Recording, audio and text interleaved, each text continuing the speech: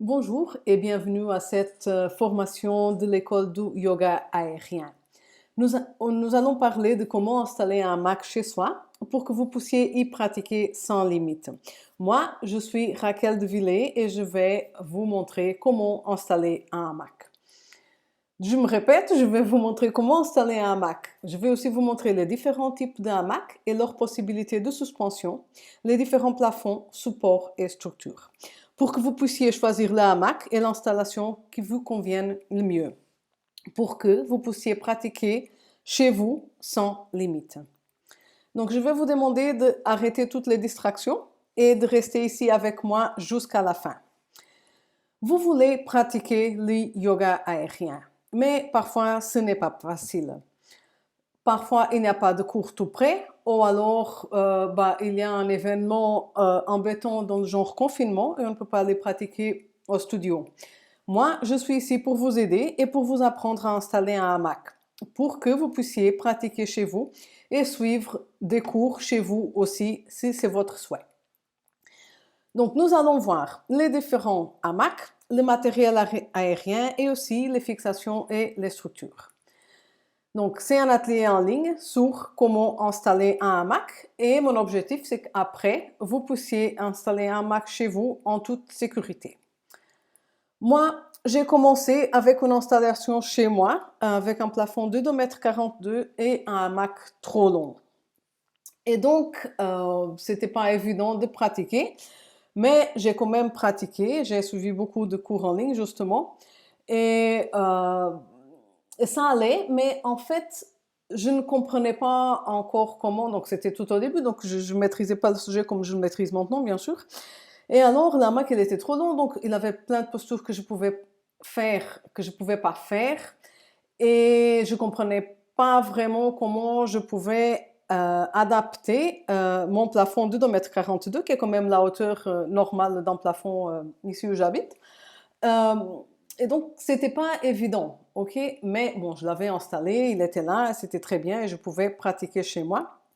Et après, j'ai compris en fait comment je pouvais utiliser cette hauteur standard pour utiliser un hamac de n'importe quelle taille. Donc, la première chose que je dois dire avant d'avancer, c'est qu'une chute de hamac peut entraîner des graves blessures. Il y a aussi des contre-indications pour la pratique du yoga aérien. Et donc, avant d'installer la fixation pour votre hamac, d'abord, regardez si vous n'avez pas des contre-indications. Donc, si vous pouvez effectivement pratiquer le yoga aérien. Et aussi, veuillez demander l'avis d'un professionnel du bâtiment. C'est très important. Donc, les différents types de hamacs. Nous allons voir les hamacs acrobatiques et aussi les hamacs anti-chute parachute au trapèze de yoga. Donc ici, dans cette image, vous avez 3 photos de 2 hamacs qui en fait c'est le même hamac et d'un hamac différent. Donc, le premier à la gauche, c'est un hamac acrobatique installé de façon à qu'on peut l'utiliser à une hauteur différente. Donc, il est bas. Donc, on peut l'utiliser plus ou moins comme un hamac anti-chute parachute, celui de droite. Donc, je vais peut-être recommencer. Donc, à gauche, nous avons un hamac acrobatique installation spéciale. Au milieu, nous avons le hamac acrobatique avec l'installation normale et à droite, nous avons le hamac anti-chute parachute avec les poignées. Donc, on va recommencer. On va voir de façon détaillée chaque hamac. Donc, l'hamac acrobatique, si on accroche avec des anneaux, on peut adapter la hauteur pendant la pratique. Donc, les anneaux, c'est une possibilité de les pendre avec des anneaux comme celui-là que vous pouvez voir sur la photo de gauche.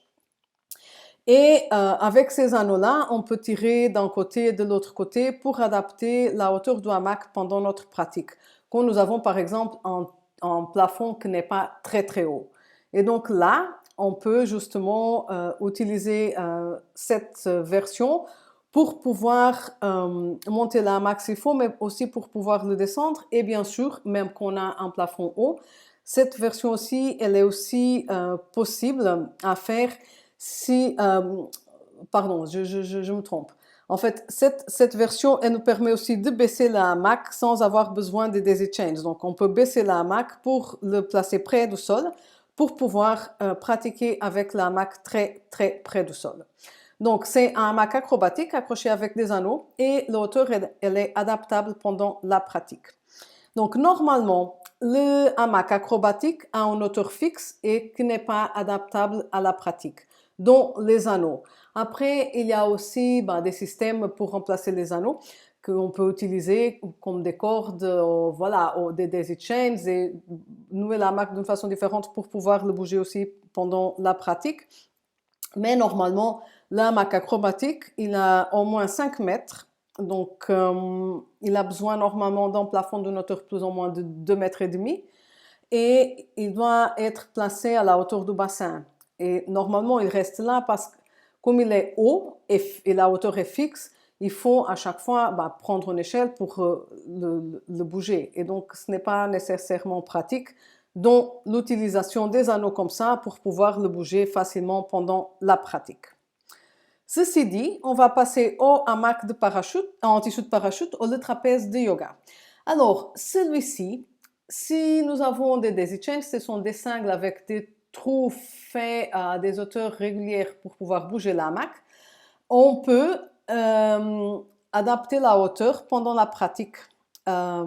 C'est-à-dire, au lieu d'avoir le hamac tout le temps fixe, on peut le descendre et le monter pour pratiquer à des hauteurs différentes et pouvoir avoir toute une quantité de postures, surtout réparatrices ou de formes plus lentes de yoga aérien. Et donc, comme ça, on peut le mettre plus bas et faire des exercices comme des étirements du dos, de l'avant du corps, derrière le corps. Donc, ça permet vraiment une pratique très, très variée. Donc, le tissu de ces hamacs, il est raide, donc il permet aussi un placement très, très précis du corps. Et donc, il y a cet avantage-là. Tandis que le hamac acrobatique, malgré le fait qu'il n'est pas élastique dans le sens de la longueur, il bouge toujours un petit peu et c'est normal. Donc celui-ci, il est beaucoup plus précis pour tout ce qui est placement au corps, du corps. En plus de ça, nous avons aussi des autres accessoires que nous pouvons utiliser justement pour pouvoir changer, varier notre pratique. Donc ici, à gauche, voici une daisy chain. Donc elle est très longue, donc elle a 1,80 m et elle a plusieurs trous. Et donc ça me permet, par exemple, au studio, de pendre les daisy chains au plafond et après utiliser les trous pour monter et descendre la hamac. Donc je peux monter les hamacs, par exemple, en tissu de parachute très très haut jusqu'à la hauteur du bassin, voire plus s'il faut pour certains étirements. Et je peux aussi le placer très très bas pour qu'il soit presque par terre. Et donc moi, j'adore le daisy chain, c'est peut-être mon accessoire préféré. Au milieu, nous avons des anneaux qui servent à pendre les hamacs. Donc il y a aussi une petite illustration qui montre comment on passe le tissu du hamac à l'intérieur. Et voilà, et ces anneaux, ils servent à pouvoir régler la hauteur du hamac directement sans avoir besoin ni de daisy chain, ni de descendre et monter une échelle. Donc on peut le faire directement par terre avec un hamac acrobatique. Et après, dans la photo de droite, je vous montre en fait un swivel, donc un émerillon, qui sert à faire pivoter le hamac sur lui-même. Donc, il est fixé en single point et on peut utiliser ça justement pour le faire pivoter sur lui-même, ce qui est très bien pour des pratiques un petit peu plus artistiques, voire du hamac aérien. Donc, encore une fois, nous allons revoir les daisy chains. Donc, les daisy chains ont une hauteur facilement adaptable pour les deux types de hamacs. Donc, on peut utiliser les daisy chains pour les hamacs acrobatiques aussi. Là, il faudrait éventuellement des plus courtes.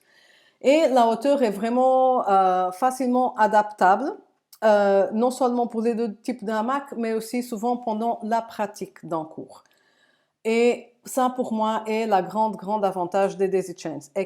On peut changer la hauteur du hamac sans avoir beaucoup de travail ou sans distraction pendant la pratique. Et elles sont toutes de la même hauteur. Donc, dans mon studio, par exemple, elles ont toutes la même longueur, elles sont toutes pendues à la même hauteur.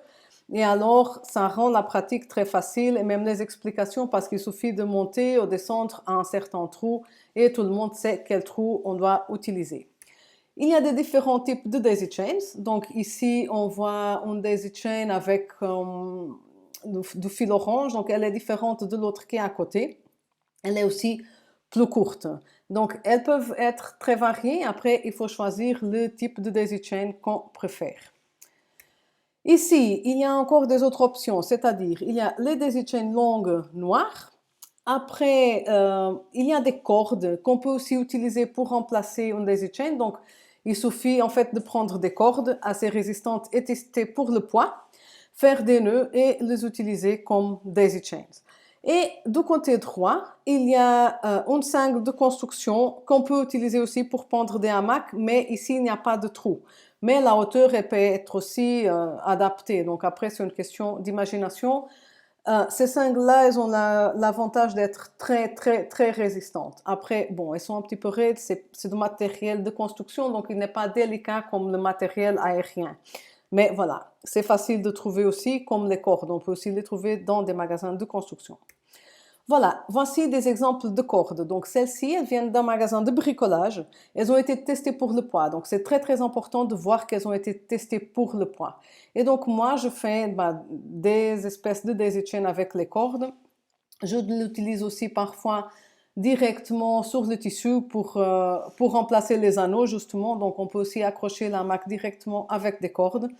Et voilà, il y a une quantité incroyable de possibilités. Ici, nous avons le mousqueton. Donc, il y a deux types de mousquetons. Moi, j'utilise des mousquetons d'escalade et j'utilise normalement directement sur la hamac acrobatique. Donc, je fais un nœud, je passe le mousqueton dans le nœud et je l'utilise j'utilise directement pour ne pas avoir un 8 entre le mousqueton et le hamac. Donc, il y a plusieurs types de mousquetons. Ceux-là, ils marchent très bien. Donc, ceux-ci, c'est des mousquetons d'escalade. Donc, ils sont lisses. Donc, il n'y a pas un risque qu'ils viennent accrocher au tissu. Par contre, les hamacs de la photo de droite, pardon, pas les hamacs, mais les mousquetons. Les mousquetons de la photo de droite, ce sont des mousquetons de magasin de construction.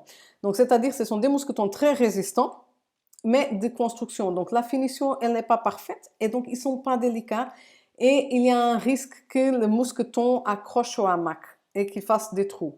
Et dans un studio, par exemple, on ne peut pas risquer d'avoir le moindre trou sur un hamac. À partir du moment où il y a un trou sur un hamac à un studio, le hamac, il doit être mis de côté et ne plus utilisé pour donner des cours. Après, ça ne veut pas dire que le hamac il va se défaire parce qu'il y a un petit trou. Mais en studio, on ne peut pas se permettre d'avoir un hamac avec un trou. Donc c'est grave, l'hamac n'est plus assez sécurisant. Et donc c'est pour ça qu'il faut faire très très attention au matériel et justement au mousqueton. Ça ne veut pas dire que ces mousquetons-là, ils ne sont pas utilisables. Donc moi j'utilise par exemple pour mettre les émarillons. Et donc là, il n'y a aucun risque de déchirer quoi que ce soit. Et ça marche très bien. Ici, nous avons deux exemples d'émarillons, donc pour faire du spinning, c'est-à-dire pour pivoter, pour que la hamac pivote sur lui-même. Donc, on les trouve aussi comme matériel d'escalade et aussi comme matériel de construction. Ces deux-là, ce sont tous les deux d'escalade. Donc, le noir, c'est le premier que j'ai acheté, donc c'est escalade. Et celui bleu et gris, c'était les derniers émerillons que j'ai achetés et que j'utilise au studio. Après, nous avons aussi les anneaux, les fameux anneaux dont je parle, pour pouvoir adapter la hauteur d'un hamac acrobatique pendant la pratique. Donc ici, on voit deux types. Donc celui de droite, c'est le système Vayu. Et l'autre de gauche, c'est un autre système d'une autre marque. Et ils sont très bien les deux, ils sont légèrement différents. Et donc, il y a des petites différences entre les anneaux et aussi entre les sangles. Et après, il faut choisir son préféré. Mais il faut savoir qu'une paire d'anneaux comme ça coûte assez cher. Donc ça coûte dans les 70 euros une paire. Et moi, franchement, je les ai au studio parce que pour moi, c'est important de les avoir. Mais je trouve pour être à la maison, si on veut transformer un Mac acrobatique si on veut le raccourcir, il y a des autres façons de l'accrocher qui sont beaucoup moins chères, beaucoup plus faciles aussi d'acquérir dans le commerce. Et donc voilà, donc moi j'utilise aussi des cordes. C'est encore un autre système qu'on peut utiliser pour accrocher un Mac acrobatique de façon à pouvoir adapter la hauteur pendant la pratique et aussi pour que ça soit facile, pour ne pas être obligé d'à chaque fois monter et descendre sur l'échelle, et aussi pour ne pas être obligé à faire des nœuds quand on a besoin d'adapter un petit peu la hauteur, par exemple pendant un cours. Donc si quand la hauteur est fixe, si on a besoin par exemple, monter la hamac parce qu'on a un élève qui est un petit peu plus haute, là, les hamacs, ils ont une hauteur fixe, il va falloir faire des nœuds et donc c'est pas pratique. Et donc là, un système d'accrochage comme ça, au vêtement des cordes, ça permet plus facilement d'adapter la hauteur au lieu de faire des nœuds. Le problème de faire des nœuds, ce n'est pas vraiment faire des nœuds, c'est après les défaire. Parce qu'avec le poids de corps, le nœud il va vraiment être très très serré et après c'est très difficile à défaire. Donc c'est pour ça que je n'aime pas le système. Encore une fois, je veux vous rappeler qu'avant d'installer la fixation pour votre hamac et de l'utiliser, il faut toujours demander l'avis d'un professionnel du bâtiment. Sauf qu'on est un professionnel du bâtiment ou un autre métier qui nous permet de voir si ça va pour la sécurité. Autrement, c'est très très important. Et donc d'ici, on va passer justement aux fixations. Ici, on a une vis pour charge lourde, c'est mes préférés pour le béton armé. Donc moi, les plafonds où j'ai installé des hamacs jusqu'à maintenant, ils sont tous en béton armé. Et j'utilise à chaque fois des vis comme ça. Elles marchent super bien, elles sont super résistantes et ça marche bien. Ici, nous avons un anneau de levage en inox qui est parfait. Si on doit accrocher directement les daisy chains sur l'anneau. Donc, il est tout lisse, donc il n'accroche pas le tissu et donc c'est super pour les daisy chains. Par contre, c'est très très cher. Donc un anneau comme ça, il est beaucoup plus cher qu'un anneau normal de construction et donc beaucoup plus cher encore qu'un mousqueton. Si on doit mettre un mousqueton entre la daisy chain et l'anneau. Donc, mais voilà, il est ici parce que c'est vraiment les meilleurs anneaux de levage pour le yoga aérien.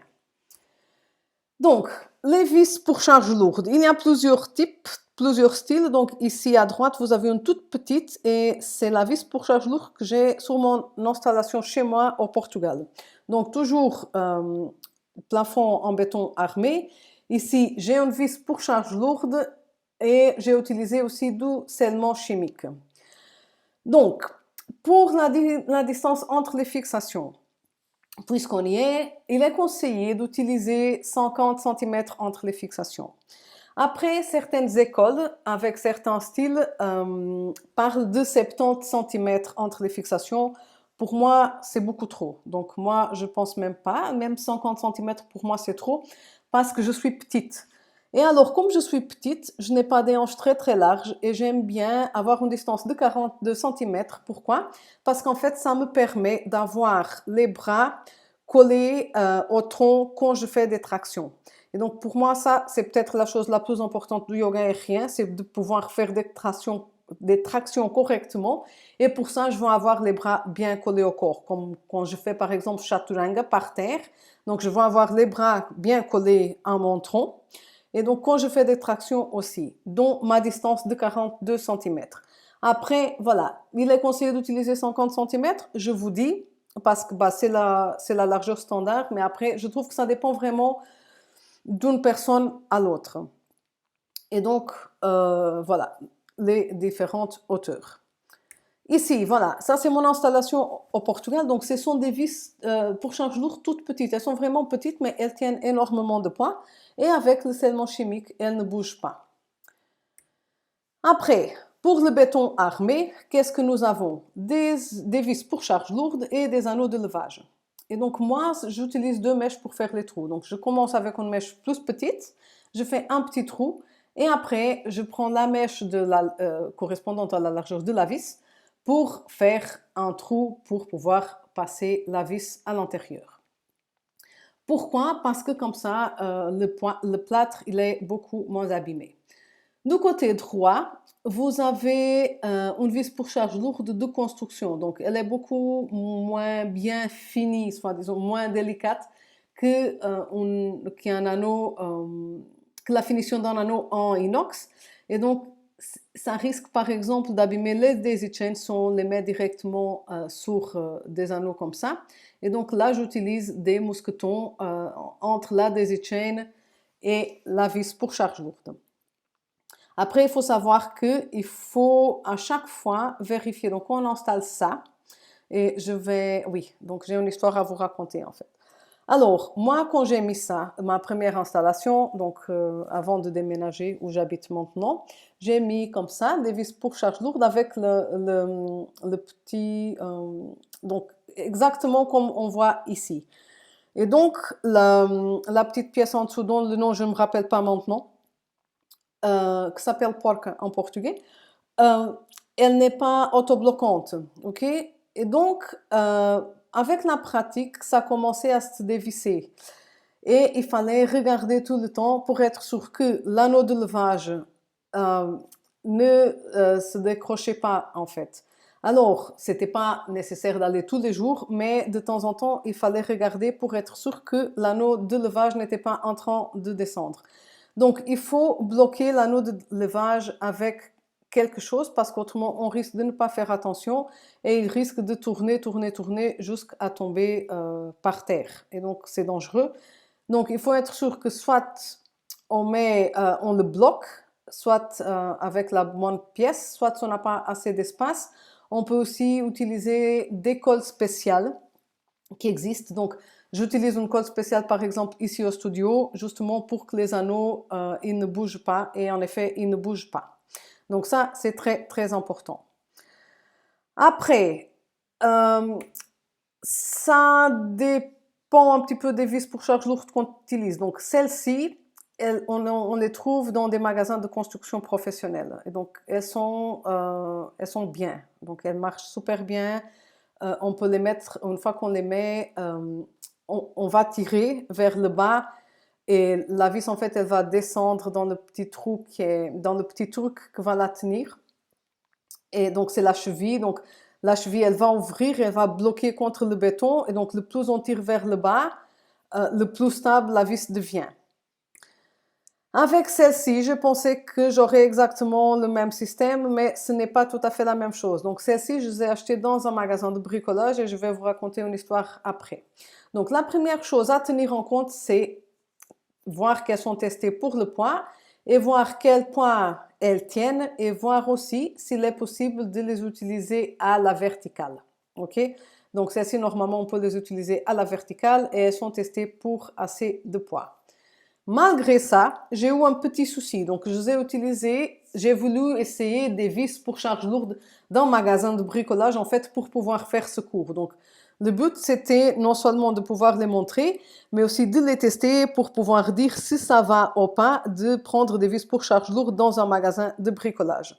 Et franchement, je ne vous conseille pas parce que ce qui m'est arrivé, c'est que donc la cheville, qu'ici on voit qu'elle est noire, elle n'a pas bougé. Donc on a mis la vis dans le trou et après on a tiré vers le bas, mais malheureusement la cheville n'a pas bougé. Ce qui a fait que la vis, elle est descendue. Et donc, elle est descendue et on a commencé à voir qu'il y avait quelque chose d'étrange sur l'installation. On a tiré, tiré, tiré jusqu'à qu'elle sorte. Elle a sorti, donc elle est glissée du trou. Donc, il a fallu tirer quand même un petit peu, mais elle est sortie. Et même celle, donc il en avait une qui bougeait un petit peu plus que l'autre, qui était un petit peu plus sortie que l'autre, qui n'avait pas l'air de bouger. Même celle-là qu'on a tirée, elle est aussi sortie. Donc ici sur la photo de droite, vous pouvez les voir une fois qu'on les a sorties du plafond. Et elles sont en fait comme neuves. Donc elles ont jamais, donc la cheville, elle n'a jamais ouvert pour aller vers le côté pour pouvoir tenir sur le béton. Alors, il faut faire très très attention, mais ça ne veut pas dire que ça ne marche pas. Ça marche. Mais si on utilise ça, il faut utiliser du scellement chimique avec. Donc, après, je les ai remis avec du scellement chimique.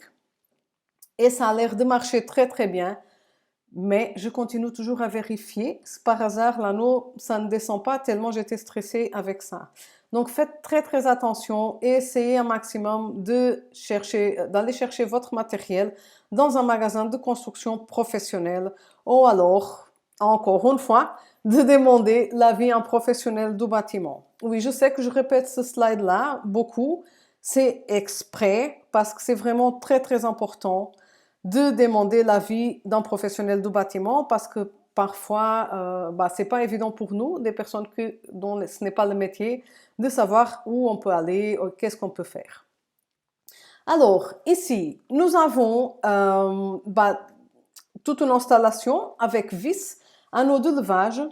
Donc, la vis, c'est une vis, l'anneau de levage, en fait, c'est un pour construction. Donc, avec les mousquetons aussi pour construction, parce qu'en fait, ils vont tenir, donc un va tenir entre l'anneau de levage et les mérions. Donc, il n'y a pas de problème. Donc, s'il n'est pas parfaitement fini et lisse, ça va. Donc, tant qu'il tient le poids. Tant qu'il tienne le poids. Et l'autre, en fait, il va vers le bas où je vais après accrocher les mousquetons de mon hamac acrobatique. Et alors, donc, cette installation, elle nous permet d'avoir un seul point de fixation et aussi de le mettre en spinning. Okay? Donc, on peut avoir 2 points de fixation ou un point de fixation.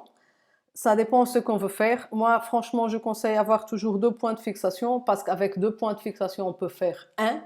Par contre, avec un seul point de fixation, c'est très compliqué de faire 2 points de fixation. Donc, voilà. Placez 2 points de fixation si vous avez l'opportunité et après, si vous avez envie de pratiquer différemment, avec un seul point de fixation, là, vous pouvez accrocher seulement à une des fixations et tout va bien. Et donc là, c'est une variation de l'installation avec justement un seul point de fixation où on peut faire tourner la hamac. Alors, ça pour la pratique du yoga aérien, je vais avouer, ça ne sert pas à grand chose, ok? Et c'est vrai. Par contre, pour la pratique du hamac aérien, où on fait des jolies figures avec des pointes, etc., ça donne très très bien et c'est très très joli parce qu'on a besoin de rien faire, il suffit de mettre les pieds en pointe et bien prendre les postures slash figures et ça donne très très bien. Donc c'est très joli. Donc si vous avez envie d'essayer, allez-y. C'est très très intéressant, mais il faut savoir que on peut devenir très malade quand on est en spinning. Donc il faut faire attention à ça avant de pratiquer et aller doucement. Ça va? Je vous dis ça parce que ma première expérience était une espèce de catastrophe. J'étais super malade et donc depuis que j'essaie de partager cette information, si vous utilisez la hamac en spinning, faites attention de ne pas devenir malade parce que c'est très désagréable et ça peut durer beaucoup d'heures.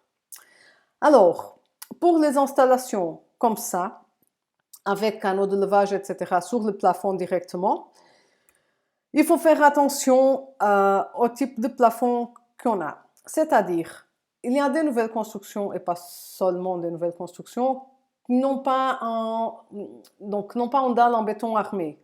Donc moi, toutes les maisons où j'ai habité jusqu'à maintenant, elles ont toute une dalle en béton armé, sauf qu'il y a un faux plafond en dessous du toit.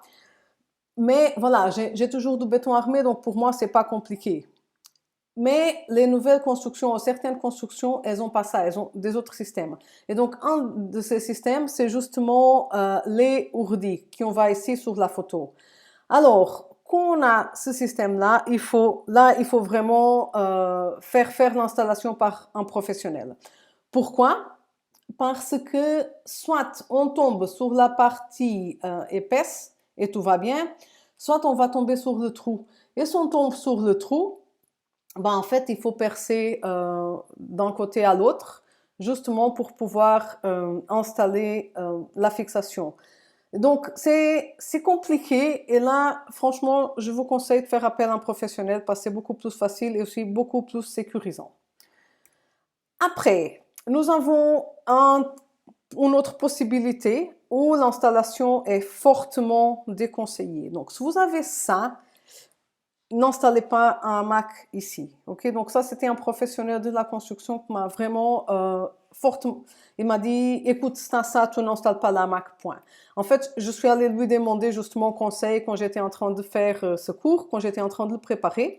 Et je lui ai demandé justement qu'est-ce qu'on a maintenant comme plafond, comme possibilité de faire en fait des dalles. Et il m'a dit qu'il y a les ourdis que j'avais déjà vus. Et après, il m'a parlé des poutres à claveaux.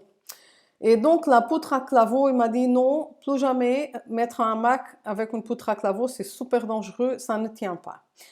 Et alors, en plus de ça, moi j'ai pensé que les poutres à claveaux c'était quelque chose de récent, mais en fait non, c'est quelque chose des années 60.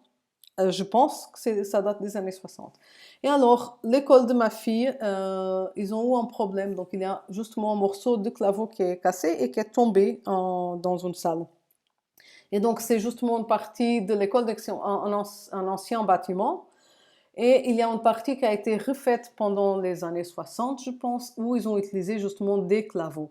Et alors, ce n'était pas très résistant et même sans pression, donc c'est pas qu'il avait quelque chose en train de tirer en dessous. Non, c'est juste le claveau qui a vieilli et donc il a commencé à tomber en morceaux et donc ils ont dû tout refaire.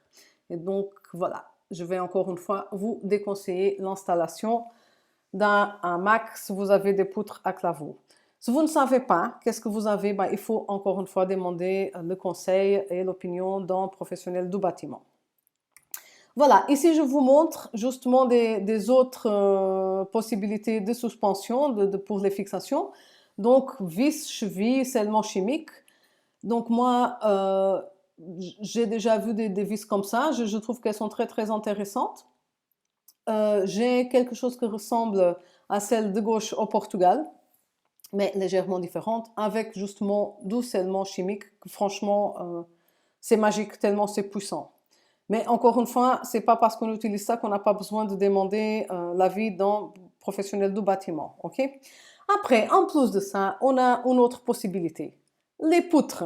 Alors, les poutres, c'est le truc le plus facile. Donc, si on en a, il faut les utiliser. Elles sont assez résistantes, bien sûr. Et donc là, il suffit de passer une sangle, on daisy chain autour, une corde, pour accrocher le hamac. Alors, cette installation-là, c'est l'installation que j'avais à la salle à Florenville quand j'ai donné des cours. Et donc, il avait des super poutres. Et voilà, et donc j'ai installé mes hamacs avec des daisy chains que je pouvais adapter. Voilà, donc je pouvais adapter justement la hauteur des hamacs avec les daisy chains que passaient autour des poutres. Et donc, c'est très très bien. On peut faire aussi ça sur des autres poutres. Et là, on va revenir encore à une question que j'ai souvent qui est, et alors les arbres? Alors moi, les arbres, j'ai peur parce que je ne sais pas. Alors, si vous avez des arbres où vous pouvez installer des hamacs, là, je ne sais pas, je ferai appel aussi à un professionnel pour être sûr que ça va. Je sais que les arbres fruitiers, par exemple, ils sont pas très résistants et il faut pas pendre un hamac sur un arbre fruitier. Ça, je vais déconseiller fortement aussi. Après, sur les arbres, il y a toujours un risque. Et donc, c'est le moment encore pour une petite histoire avec Airbnb. Donc, il y a une histoire sur Airbnb, c'est sur la responsabilité. Et alors, l'histoire, que je ne sais pas vous dire si elle est vraie ou pas, ou si c'est juste un exemple, mais c'est quoi l'histoire? Alors, quelqu'un a loué une maison avec Airbnb. Et dans cette maison, il avait un jardin. Et dans ce jardin, il avait un arbre. Et il avait une balançoire accrochée à l'arbre. Donc, une balançoire pour enfants qui normalement sont légers. Et alors, une des personnes qui était en location de cette maison a utilisé la balançoire. Là, le tronc est cassé, il a tombé sur la tête de la personne et la personne, voilà, elle est morte. Et après, le grand drame, c'est à qui est la responsabilité. Si à la personne qui a loué la maison, si à la personne qui est allée sur la balançoire, probablement une balançoire pas pour un adulte. Donc, ici, pour moi, l'important de l'histoire, ce n'est pas à qui est la responsabilité. Pour moi, ici, l'important est vraiment le tronc, il est tombé, la personne est morte, quoi. Donc, voilà, c'est quelque chose qu'on veut bien éviter que nous arrive ou qu'arrive à quelqu'un qu'on aime bien. Donc, il faut faire très, très attention à l'installation. Et donc, du coup, je ne conseille pas d'accrocher un hamac à un arbre. Sauf si c'est évident que c'est vraiment super résistant. Autrement, bah voilà. Il ne faut pas prendre des risques qu'on peut accrocher des hamacs à tellement d'autres choses. Et on peut aussi avoir des structures spécifiques pour accrocher un hamac. Donc, à l'extérieur, vous avez justement des structures pour les balançoires d'enfants. Quelques-unes, elles sont super résistantes, donc on peut très bien accrocher une structure pour balançoire. Je pense justement celle en bois où on a des poutres rondes super épaisses. Et donc ça, par exemple, c'est très bien pour accrocher un hamac. Ici, je vais vous montrer une structure qu'on peut utiliser à l'intérieur qui est un A-frame ou alors un portique. Donc, il faut faire attention, si on achète une structure comme ça, à qu'elle soit préparée pour faire du sport. Donc, il y a plusieurs structures justement pour mettre des hamacs décoratifs à la maison. Cela, ce n'est pas adapté pour la pratique d'un sport ni du yoga aérien. Normalement, la résistance, elle n'est pas la même et surtout, ce n'est pas stable assez pour une pratique sportive. Donc ici, vous avez les images justement du portique, donc de quoi il a l'air. Donc ça s'appelle A-frame parce qu'il y a la forme d'un A. Et voilà, ça ressemble à ça. Celui-ci, il est d'une marque très très connue qui s'appelle X-Pol. Et ils font du matériel super résistant. Donc ils sont vraiment résistants et adaptés à une pratique à la maison. Pour les autres qui ne sont pas adaptés en pratique à la maison, vous avez ici des photos. Donc en fait, ça c'est une structure que j'ai achetée une fois. L'idée, ce n'était pas... Oui, c'était plus montrer le yoga aérien et faire... en fait, pouvoir l'utiliser chez moi dans une partie où il n'y avait pas un plafond en béton. Donc ici, c'est la maison où j'habitais avant. Et en fait, en dessous de cette partie de la maison qu'on voit ici, où est mon mari, donc mon modèle aussi pour ces photos. En dessous, donc on est sur la dalle en béton et en dessous de cette dalle, on avait la hamac installée normalement avec des vis pour charge lourde et des anneaux. Mais en hiver, il faisait froid et c'était pas très agréable et donc, surtout pour faire des postures par terre, même si on utilise la hamac. Et donc j'ai acheté cette structure, pas vraiment pour pratiquer du yoga aérien, mais pour pour qu'on puisse s'étirer en haut, donc à l'étage, justement parce qu'il faisait meilleur, plus chaud, plus agréable, et c'était seulement pour faire des étirements. Et donc, du coup, on ne bougeait pas beaucoup. Mais au moindre mouvement un petit peu plus dynamique, cette structure, elle n'était pas prête pour tenir et elle n'était pas stable. Donc ici, c'est des postures de yin yoga aérien, donc des étirements vraiment pour relâcher le dos, pour étirer les jambes. Donc on ne bougeait pas, mais ce n'était pas quelque chose d'adapté à la pratique du sport. Et donc, il faut que ça soit clair. Et donc, c'était justement une structure pour mettre une balançoire à la maison. Et la voici. Je vous montre parce que souvent, elles sont beaucoup moins chères. Donc, un portique comme celui-ci, il coûte environ 500 euros. Et ça coûte 150 euros. Donc, oui, c'est beaucoup moins cher. Mais, encore une fois, ce n'est pas adapté à la pratique du sport. Donc, encore une fois, je veux dire que le yoga aérien, donc le yoga inversé, est potentiellement dangereux. Une utilisation incorrecte, une mauvaise installation ou un glissement peuvent entraîner des blessures graves, voire mortelles. Donc tout montage doit être effectué par un professionnel et soumis à un contrôle de poids pour des raisons de sécurité. Donc moi, voilà, encore une fois, j'ai commencé avec une installation à la maison et des vidéos sur YouTube, en plus des cours aériens. Donc, j'ai eu des cours de différents sports aériens. Donc, j'ai commencé avec le pole dance. Après, j'ai passé au cerceau, du cerceau au tissu et du tissu au hamac. Et donc, du hamac, j'ai fait une formation de prof de yoga aérien parce que à ce moment-là, je pratiquais déjà le yoga depuis beaucoup d'années. Et j'ai trouvé que c'était justement la pratique logique pour moi. Et donc, j'ai décidé de faire une formation de professeur de yoga aérien. Mais voilà, comme tout le monde, j'ai fait beaucoup à la maison. J'avais mon installation, et il y a des vidéos sur YouTube. Donc, je suis allée sur YouTube voir des vidéos pour pratiquer. Voilà, en plus des cours que je prenais déjà. Et voilà, quelquefois, je suis restée coincée parce qu'on voit bien la posture, comment on a fait, on peut voir plus ou moins comment on l'a fait, mais souvent les explications ne sont pas très détaillées, justement parce que ce sont des vidéos sur YouTube. Donc l'idée, c'est de montrer la posture et pas de donner un cours. Et donc, parfois, on peut rester coincé. Et donc, moi, je sais que j'ai resté coincée, mais un de mes élèves, donc Maud, qui aime aussi pratiquer en ligne, elle m'a dit, écoute, il y a une posture qu'il faut que tu m'expliques mieux parce que je l'ai fait.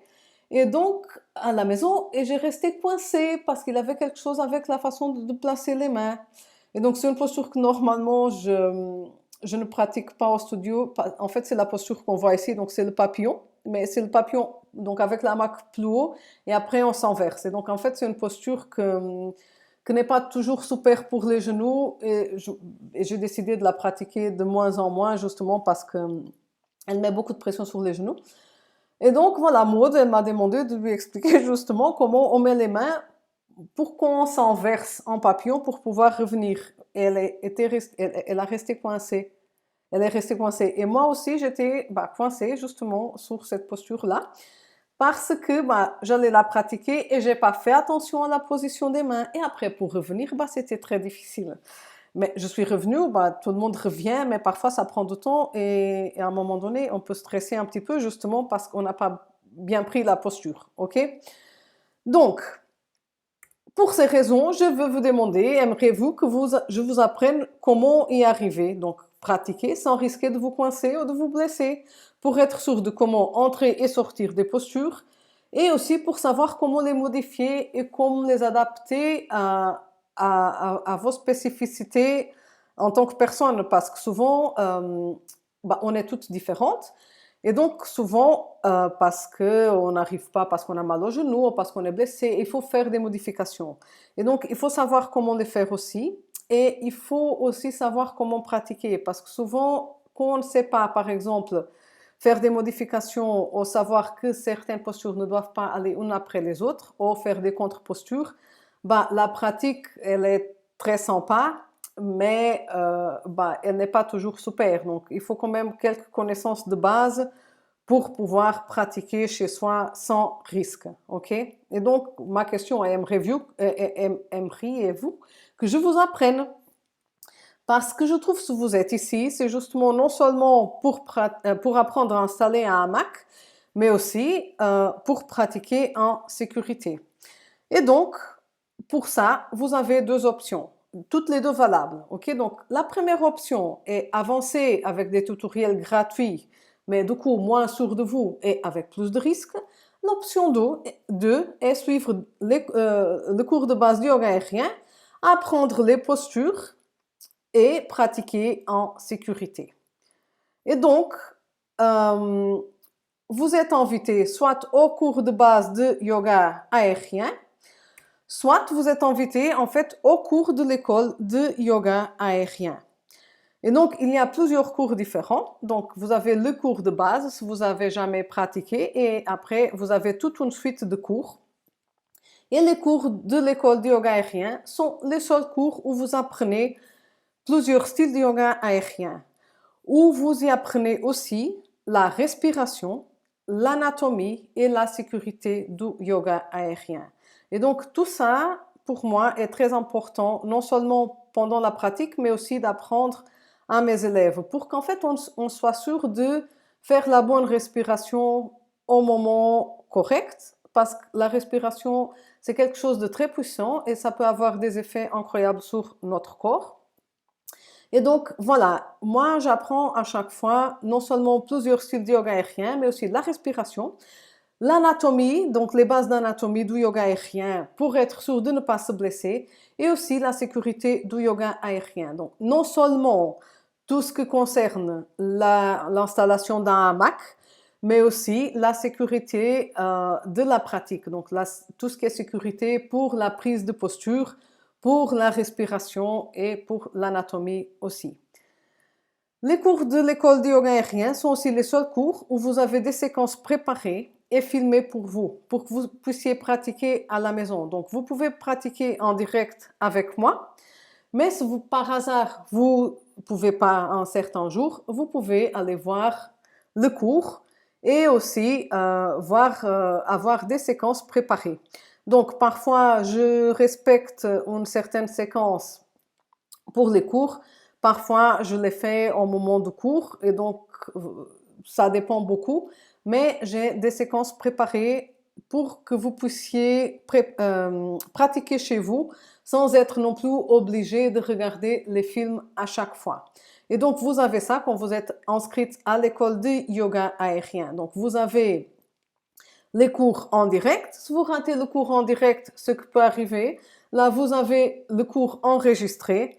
Et par exemple, c'est une séquence que vous avez adorée parce que vous sentez que votre dos, il est très très bien étiré après et que vous n'avez plus mal au dos après avoir fait cette séquence-là, bah, vous avez aussi la séquence pour que vous puissiez la pratiquer de façon, chaque fois que vous avez envie, sans être obligé de regarder le film.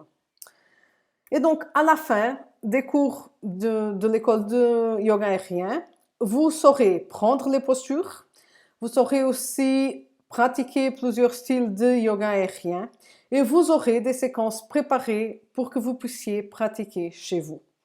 Voilà, c'est tout ce que je vous ai à dire. Vous pouvez maintenant aller voir le site du yoga aérien si vous n'êtes pas encore inscrit au cours. Et donc, c'est école.yogaaérien.be. Je veux vous remercier d'être ici avec moi. Merci d'avoir regardé tout ce cours. Merci de m'avoir fait confiance. Et donc, pour cette confiance, je veux vous récompenser. Et donc, quand vous vous inscrivez après ce cours, vous avez droit à une petite réduction sur le prix du prochain cours. Voilà, merci beaucoup et à très bientôt. Au revoir.